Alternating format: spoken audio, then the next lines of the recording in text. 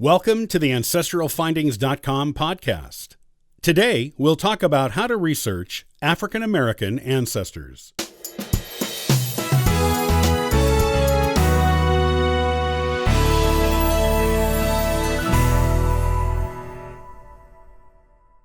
Are you interested in researching your African American family tree but don't know where to start? It's a common concern among those who are beginners in this area of genealogy. People wonder how far back they will actually be able to get, due to lack of records in the era of slavery. However, there are a few important things to remember. 1. Not every African American in the 1800s was a slave. Some of them were free people of color, and plenty of records exist about them.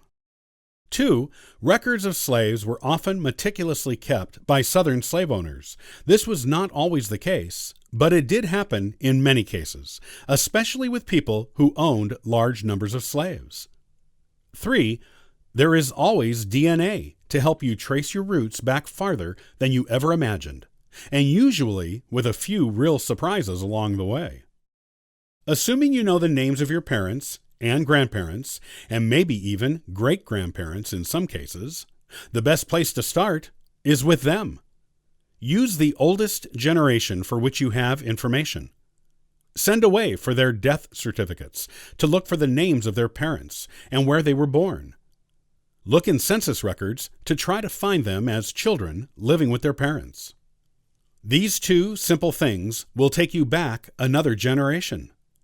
After 2 or 3 generations, you will reach a point where you have ancestors who were adults in 1870. This is a significant census for African American genealogy, especially for those who were former slaves and/or lived in the South, because it is the first census done after the Civil War.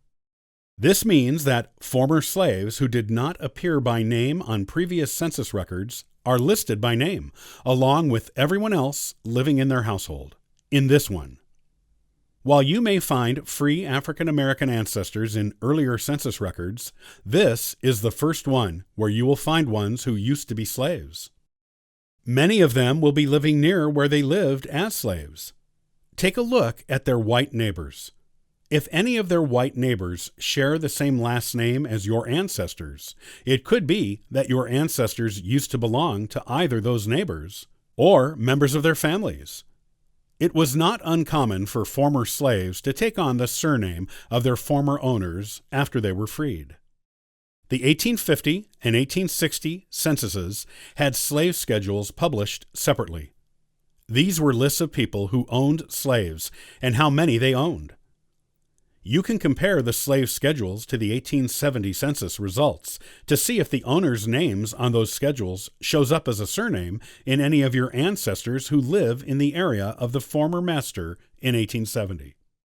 Old newspaper records also have records of slave sales, runaway slaves, and stories of slaves who committed crimes against their owners. They are often listed by name in these records, and may be the only way you can get names of your ancestors from before the Civil War. Unless you can find a historical society that has old plantation records with slave names recorded. All you have to do is use census information, slave schedules, and family names and locations to put the pieces together to connect your ancestors to the people in the old newspaper stories. You may find some really interesting information about your early American ancestors in the pre-Civil War era this way. These are just a few tips you can use to get started on your African American genealogy research.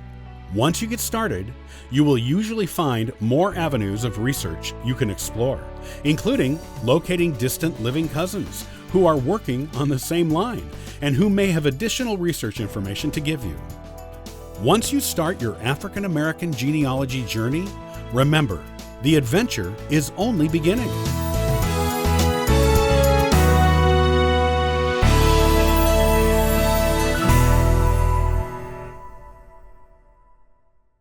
Have you ever heard of the Union Medical Card Collection? It is an invaluable and little-known resource for Civil War genealogy research. On the next AncestralFindings.com podcast, I'll explain how to use it.